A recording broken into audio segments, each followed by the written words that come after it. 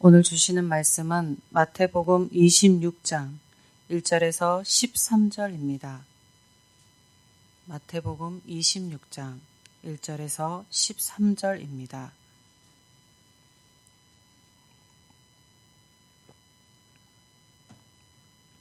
예수께서 이 말씀을 다 마치시고 제자들에게 이르시되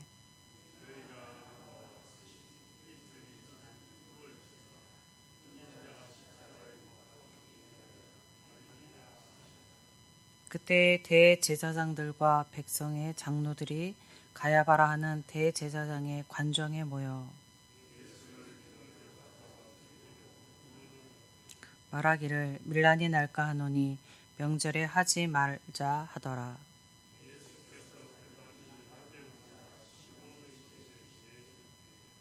한 여자가 매우 귀한 향유 한 옥합을 가지고 나와서 식사하는 예수의 머리에 부으니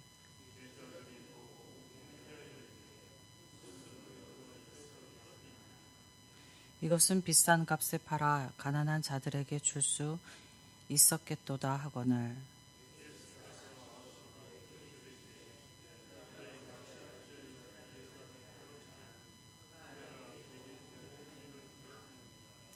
가난한 자들은 항상 너희와 함께 있거니와 나는 항상 함께 있지 아니하리라.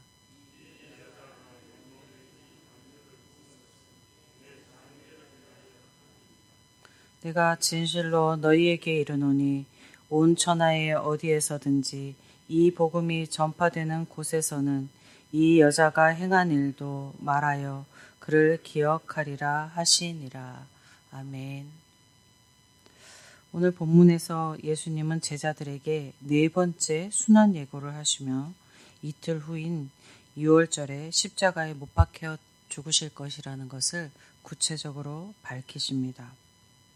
그때 대제사장들과 장로들은 모여서 예수님을 잡아 죽이려고 의논했습니다.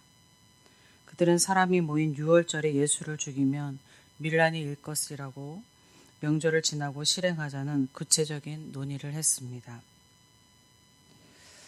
예수님께서 십자가 순환을 4번이나 거듭 예고하시고 또 순환의 때와 방법까지도 구체적으로 언급하신 것은 주님의 십자가 순환이 많은 사람들의 생각처럼 결코 우발적으로 발생한 사건이 아니라는 것을 보여줍니다. 대유대인들이 예수님을 죽이려고 계획했지만 그것에 의한 것이 아니라는 것입니다. 하나님께서는 죄에서 인간을 구원하실 계획을 아담과 하와의 타락 직후 그들에게 알려주셨습니다. 그 이후에도 계속적으로 구원에 대하여 알려주셨던 것이 구약의 이야기들입니다. 하나님은 때가 되매 하나님께서 당신의 독생자 예수 그리스도를 이 세상에 보내시고 십자가 고난을 받고 죽게 하심으로 인류의 구속을 완성하셨습니다. 예수님의 십자가 사건은 온 인류의 속죄와 구원을 위해 하나님께서 미리 계획하신 필연적인 사건입니다. 우리를 위해 당신의 독생자를 내어주신 하나님의 은혜와 사랑이 수천 년을 흘러 우리에게 임했습니다. 우리를 위해 자기 목숨을 버리신 예수님의 사랑이 2000년을 넘는 시간을 흘러서 우리에게 임했습니다.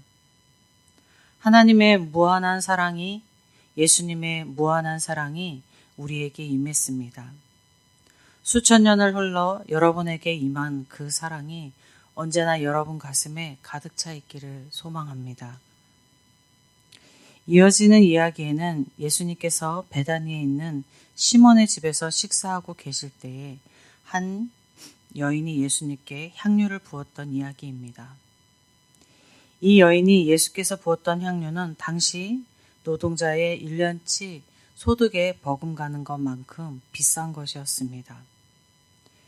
요한복음에서 요한은 이 여인을 나사로의 누이 마리아라고 하였습니다.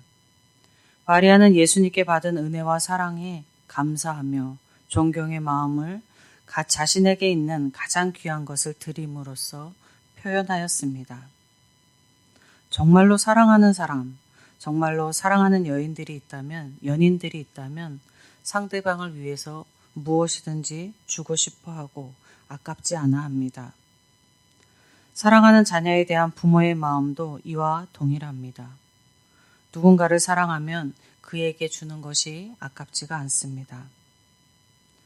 마찬가지로 주님을 사랑하는 성도는 주님께 드리는 것이 아깝지 않습니다.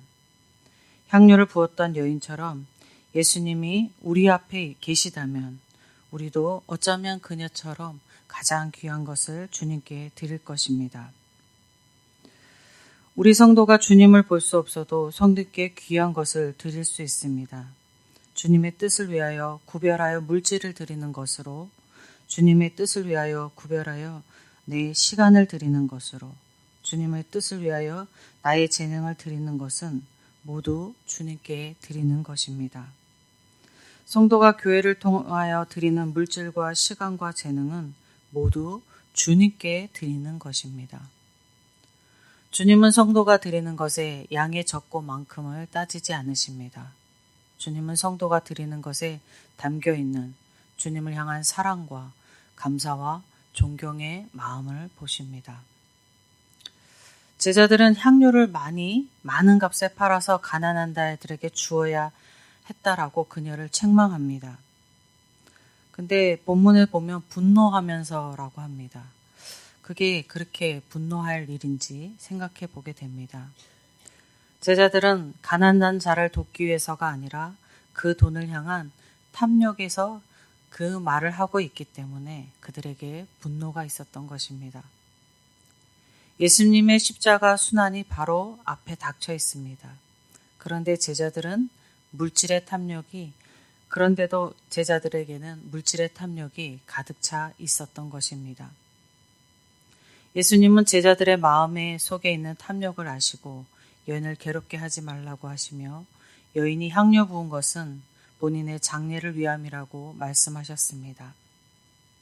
예수님이 순환을 예고하시고 여인을 통해서 본인의 장례를 이야기하시므로 예수님은 제자들에게 예수님이 죽으심으로 그들이 겪을 혼란에 대하여 미리 준비시키시고 계시는 것입니다.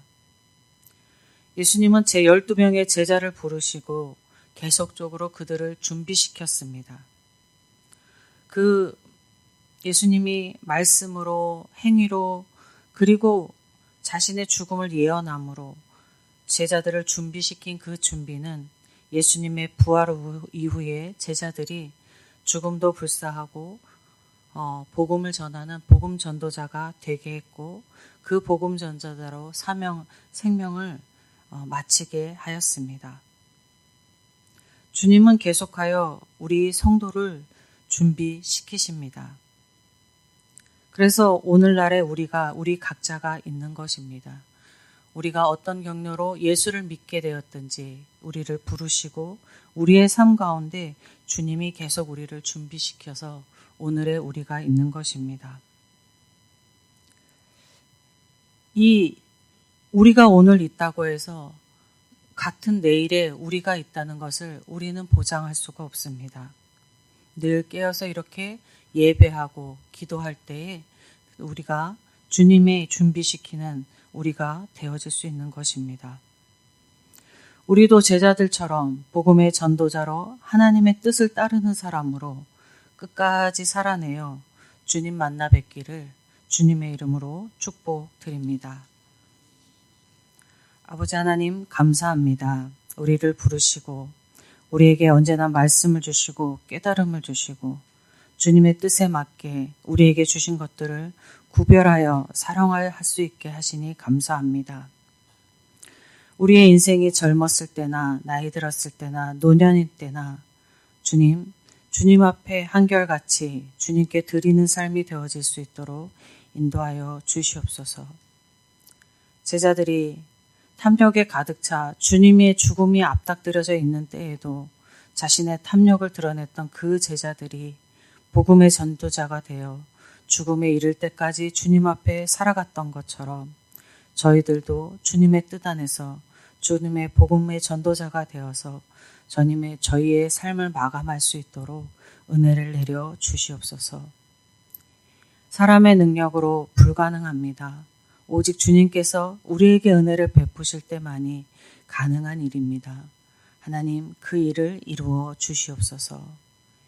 이루실 하나님을 소망하며 우리 주 예수 그리스도의 이름으로 기도드립니다. 아멘. 하늘에 계신 우리 아버지, 아버지의 이름을 거룩하게 하시며 아버지의 나라가 오게 하시며 아버지의 뜻이 하늘에서와 같이 땅에서도 이루어지게 하소서. 오늘 우리에게 일용할 양식을 주시고 우리가 우리에게 잘못한 사람을 용서하여 준 것 같이 우리 죄를 용서하여 주시고 우리를 시험에 빠지지 않게 하시고 악에서 구하소서. 나라와 권능과 영광이 영원히 아버지의 것입니다. 아멘. 이 시간 기도하실 때 우리 교회를 위해서 기도하겠습니다. 하나님의 맡기신 복음 전도자의 사역을 잘 감당하는 되기 위해 기도하겠습니다. 그리고 그 일을 담당하시는 우리 목사님과 모든 사역자를 위해서 기도하시고 또 환우들과 또 환난 가운데 빠져있는 성도들을 위해서 기도하시고 사순절을 보내고 있는데 모두가 주님께 집중하여 주님의 은혜를 다시금 생길 수 있는 모든 성도들이 되기를 위해서 기도하겠습니다. 예천지역과 나라를 위해서 기도하시고 복음이 전도되는 선교지를 위해서 기도하시고 이 땅의 전쟁의 포화 속에도 하나님의 뜻과 하나님의 의가 이루어지기를 기도하겠습니다. 각자 가지고 나오신 기도 제목 가지고 기도할 때 주님의 이름 한번 부르고 함께 기도하겠습니다.